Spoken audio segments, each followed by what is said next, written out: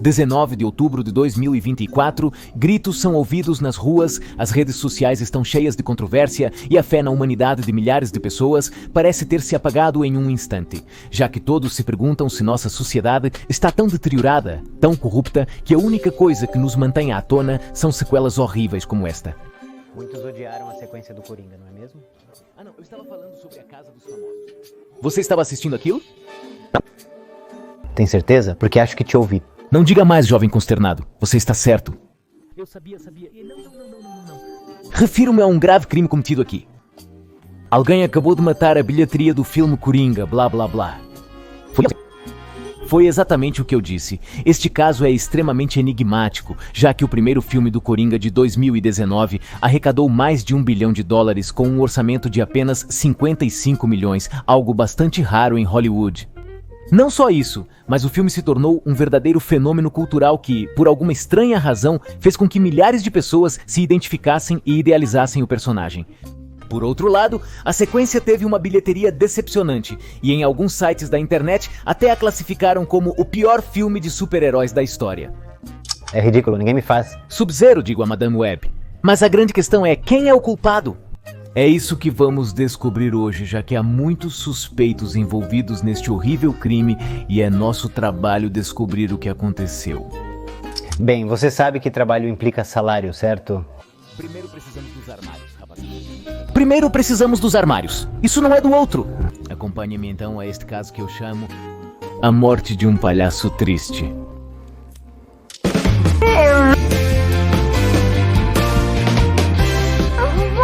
Monitor gay. Em 2016, o diretor Todd Phillips teve a ideia de criar um filme baseado em um personagem de quadrinhos, o Coringa. Diferente de outras franquias como a Marvel, ele queria um filme de baixo orçamento focado mais no drama do que na ação. A ideia interessou o presidente da Warner na época, Toby Emmerich, pois eles queriam ter um filme que explorasse profundamente a psicologia de um personagem. O que ele gostou é que era barato. Ah, sim. Emmerich decidiu dar uma chance a Phillips, já que o diretor havia gerado grandes lucros para o estúdio com sua trilogia O que Aconteceu Ontem. Ressaca em Las Vegas para o público brasileiro? Se isso te faz rir, espere até ouvir isso. Você ainda paga 18 pesos pelas impressões, não é? Sim, e definitivamente é um roubo. Mas não estou me referindo a isso. Então, quer saber algo muito engraçado sobre o filme Joker?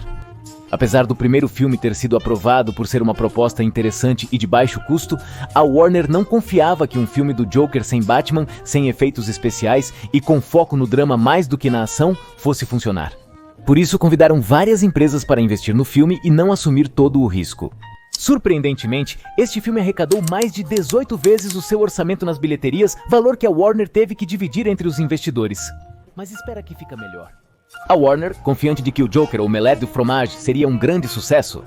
Folheador. Foi isso que eu disse, cara. Investiu praticamente todo o dinheiro na sequência com a intenção de ficar com os lucros suculentos. E como ficaram? Bem, eu suponho que foi assim. Foi um golpe muito duro para a Warner, já que ninguém podia acreditar que a sequência do Coringa, um filme que foi um fenômeno em 2019, iria abrir com números tão baixos, sendo superada até mesmo pelas bilheterias de filmes como The Flash ou até mesmo The Marvels. Mas como isso aconteceu? Vamos primeiro analisar os pontos mais polêmicos do filme para poder ver qual foi a arma homicida. E depois veremos quem foi o autor intelectual deste crime. O primeiro ponto que despertou dúvidas no público foi quando se anunciou que a esperada sequência seria um musical. Mas os musicais são muito bonitos. Eu também adoro, mas há muitas pessoas, particularmente o público-alvo do que foi o Coringa 1, que não gostam deste gênero, pois sentem que a história é pausada, enquanto as pessoas dançam e cantam inexplicavelmente. Bem, talvez eles não tenham levado em conta que as melodias e os motivos nos dizem coisas sobre a situação, os personagens e que a trama não nos conta de maneira concreta. Além disso, aqui não é tanto o caso, já que vários números musicais da sequência do Coringa não exploram a fundo elementos do musical que você menciona e acabam sendo sequências que pessoalmente sinto que não contribuem muito para a trama. Você acha que a arma homicida foram os temas musicais?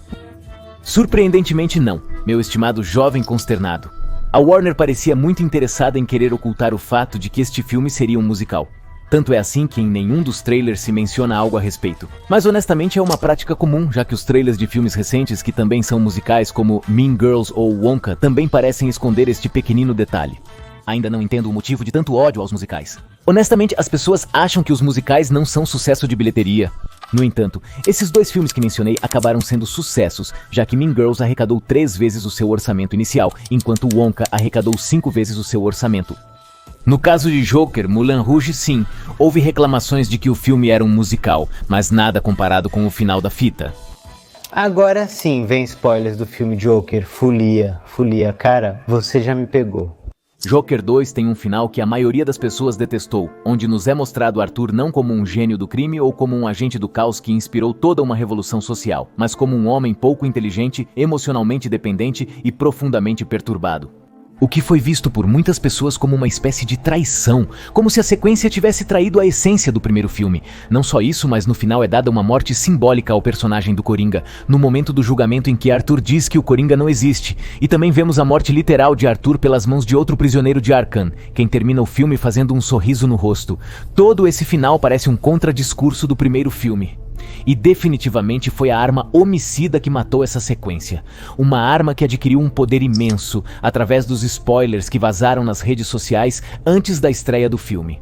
Já que o comentário mais ouvido era o seguinte: no final, nos é dito que Arthur era um ninguém e que foi eliminado pelo verdadeiro Coringa. Esta simplificação excessiva do final, a qual pessoalmente não compartilho, foi aceita por muitíssimas pessoas que já não viram o filme. Porque essa frase transmitia uma grande decepção, porque curiosamente há muitos mais filmes opinando sobre o final do Coringa do que pessoas que realmente viram o filme. Se todos que opinam sobre a qualidade do Coringa tivessem visto o filme, certamente seria um sucesso, não é mesmo? É como o Shrek, julgam sem conhecê-lo. Não há problema algum em não assistir a um filme. No final das contas, nós como consumidores decidimos através de nossas compras o que queremos e o que não queremos ver. No entanto, tomar a interpretação de outra pessoa de um final que pode ser interpretado de várias maneiras foi o golpe de misericórdia que matou o filme. Já que não houve espaço para que as pessoas formassem sua própria opinião sobre o filme, e se Arthur realmente era esse gênio criminoso anarquista que as pessoas viram no primeiro filme, ou simplesmente uma pessoa marginalizada socialmente que busca aceitação e pertencimento como resolve a segunda. O interessante de todo esse acontecimento é que parece como se a sequência tivesse a intenção de afastar toda a sua base de público. Quando questionada sobre o público-alvo do filme, uma fonte anônima da Warner Brothers respondeu: para Joaquim. Com toda a polêmica em torno do Joker 2, é natural se perguntar quem foi o louco que aprovou um filme assim? Ou seja, alguém em Hollywood deu $200 milhões para Todd Phillips fazer um filme que conseguiu irritar todo o seu fandom base. Quer dizer, ele fez um musical com Lady Gaga, onde o protagonista, após ser abandonado pela sua namorada... Ou seja, o pesadelo de Todd Incel. Mas por que deram o dinheiro para ele?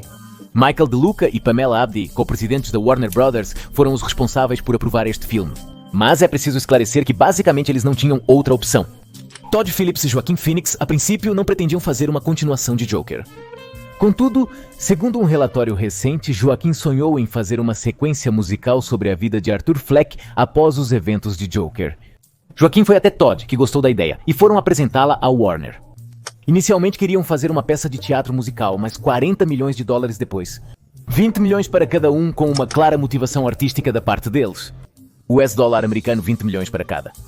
Eles concordaram com o filme, dando a Joaquin e Todd total liberdade criativa no projeto, especialmente Todd. E $20 milhões para cada um, o que nos diz que Michael e Pamela tinham duas opções. Não fazer a sequência de Joker ou fazê-la sem Todd Phillips e Joaquin Phoenix. Como você acha que essa notícia seria recebida? Não podemos esquecer que, apesar de tudo, Phillips é um diretor que deu grandes sucessos comerciais à Warner com propostas não totalmente convencionais. Ninguém pensou que o que aconteceu ontem? Aquela em Las Vegas que se tornaria uma trilogia milionária.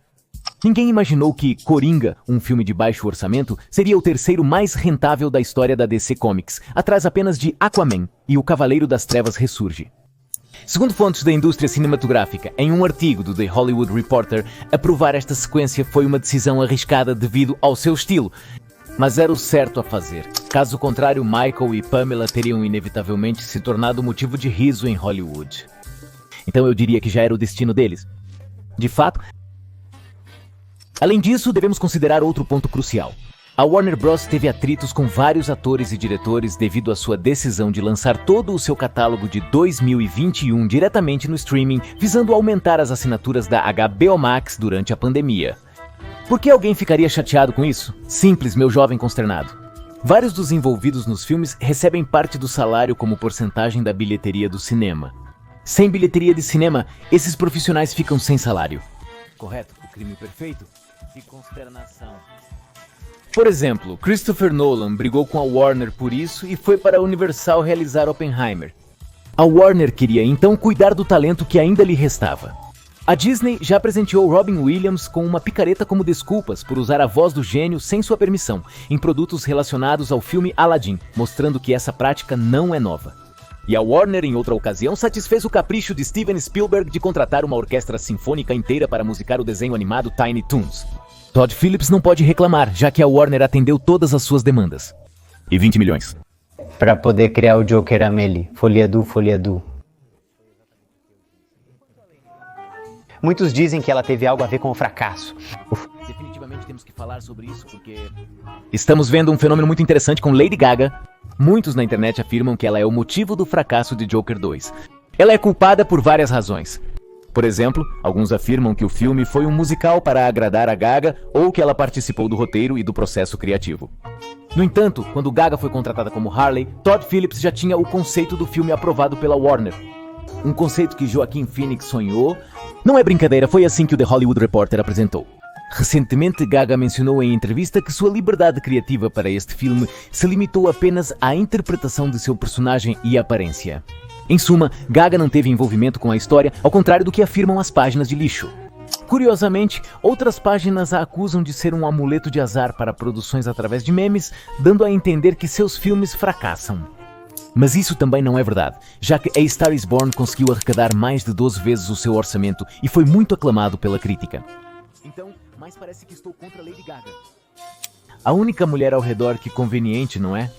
Recentemente, Jared Leto atuou em House of Gucci e teve fracassos críticos ou comerciais. Às vezes fracassos críticos e comerciais. Como Morbius qual Esquadrão Suicida. Ridley Scott também fracassou ao dirigir House of Gucci, Napoleão e O Último Duelo. Qual é essa? Exatamente o meu ponto. Mas por que você acha que a Lady Gaga está recebendo mais críticas do que o Joaquim ou o Todd? Infelizmente, meu querido jovem consternado, muitas das... Essas críticas vêm deste lado da internet que está obcecado com esta batalha cultural. Daqueles que constantemente reclamam do conteúdo woke. Várias páginas lixo no Facebook afirmam que o fracasso do novo filme do Coringa tem a ver com as temáticas progressistas do filme e o chamam de Walker. Sim, eu sei, isso é completamente falso, mas o nome Walker 10 de 10. Mas o que há de progressista no filme? Quer dizer, Uma mulher, não é? Segundo as páginas, o filme passa uma mensagem feminista empoderadora através de Harley, a psicopata manipuladora obcecada pelo Coringa que fingiu uma gravidez. A situação fica ainda mais engraçada quando lembramos que há 4 anos o filme Aves de Rapina também foi fortemente criticado por sua suposta mensagem feminista, pois apresentava todos os homens do filme como maus e as mulheres como boas. Aqui acontece o contrário, Harley é apresentada como a abusadora. Isso também parece feminista para você? Apesar de pequena, não há mensagem feminista progressista no filme. Se você não gostou, tem a ver com roteiro, foco ou simplesmente porque não gostou do que fizeram com Arthur. Mas em uma época de opiniões radicais imediatas, acaba sendo mais fácil culpar o inimigo de... o politicamente correto. Por menor que seja, algo que é aproveitado por essas páginas de lixo com a intenção de gerar cliques, apenas porque há uma coprotagonista mulher que nos fez notar o quão triste, patético e perturbado é o personagem de Arthur. Fleck. Mas então quem é o culpado pela morte desta bilheteria? No caso específico do Coringa Burrito? Isso nem mesmo é francês. O culpado, sem dúvida, é Todd Phillips. Deve-se esclarecer que há muitas pessoas envolvidas neste crime de bilheteria. Por um lado, foi Joaquin quem teve a ideia de que a sequência fosse um musical, o que acabou por alienar parte do público. Mas por outro lado, foram os co-presidentes da Warner que aprovaram o conceito e deram o dinheiro para este filme. No entanto, no centro de tudo, foi Todd Phillips quem concebeu o roteiro, a abordagem e a direção que o Joker 2 levaria. Porque lembre-se que o que mais desagradou ao público não foi o fato de ser um musical, mas a maneira como a história termina, esse foi o grande problema. E é que, segundo vários meios de comunicação, a Phillips foi dado um extraordinário nível de autonomia e liberdade para realizar este filme, que basicamente não foi supervisionado por ninguém, já que foi aprovado em um momento em que a divisão de filmes da DC Comics estava em caos, meses antes de James Gunn e Peter Safran serem nomeados responsáveis. Ou seja, Gunn não teve nada a ver. Vi que muitas pessoas estão reclamando de James Gunn, mas acho que é mais por hábito, já que tanto Gunn quanto Todd Phillips disseram publicamente que James não teve nada a ver com o projeto. Na verdade, o filme nem mesmo teve sessões de teste, o que nos fala sobre o nível de poder e autonomia que Todd Phillips teve ao realizar este filme. Gostemos ou não, esse era o filme que Todd Phillips queria lançar. Nas palavras de um insider que também foi publicado no Hollywood Reporter, Todd sempre confiou em seu instinto e isso o levou bastante longe. Lembremos que ele criou a franquia Se Beber Não Case e Coringa, dois projetos que se tornaram sucessos milionários apesar de não terem muita confiança. Algo que não ocorreu com este filme, que se tornou um dos maiores fracassos comerciais da DC Comics. Mas há uma reviravolta nesta história, meu caro jovem desapontado. Qual é? Lembre-se do que eu disse. Esse era o filme que Todd Phillips queria lançar.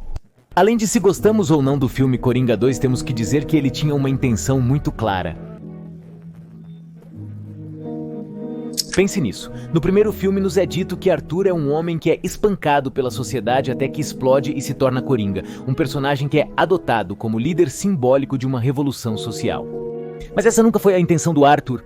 Ele cometeu seus crimes motivado apenas pela emoção e o ressentimento pessoal. E se foram bem-sucedidos, foi por pura sorte, já que também não foram crimes planejados. No entanto, as pessoas parecem ter visto... No mundo do Coringa, eles o viram como um líder revolucionário com uma mensagem antissistema. No mundo real, muitos pensaram que Arthur seria um gênio do crime que surpreenderia Gotham City na sequência, como sua contraparte nos quadrinhos. Vi pessoas querendo que o Coringa de Arthur enfrentasse o Batman e depois o de Robert Pattinson. Algo que desde o primeiro filme te dizem que não é viável. Idealizar o Coringa é uma distração. De fato, o peso do Homem-Coringa é o que torna a situação realmente interessante.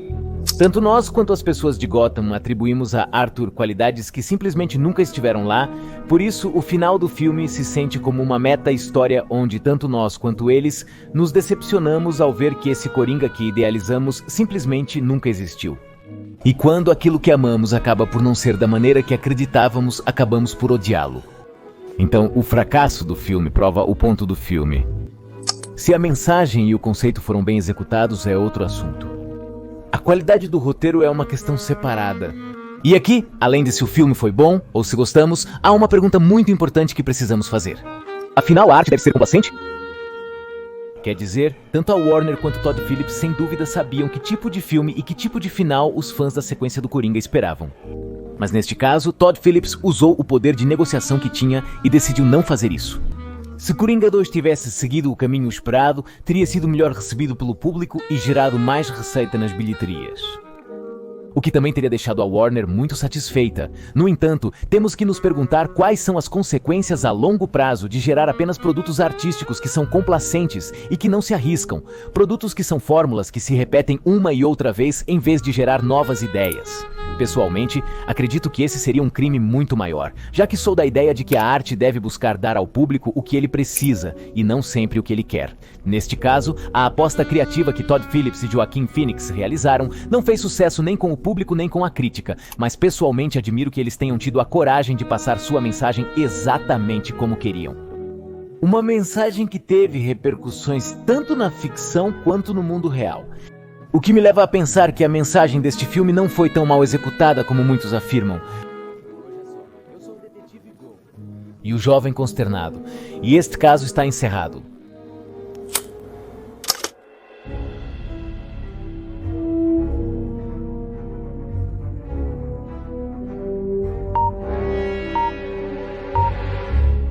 E este caso está encerrado. E este caso está encerrado. Você acha que vê tudo muito claramente, não é, Detetive Gore?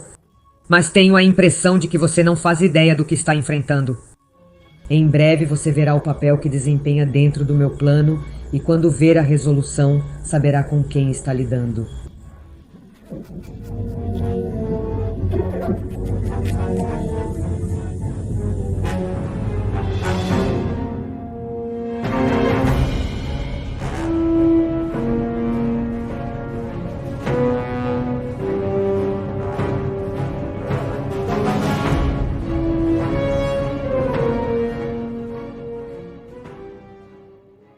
Obrigado.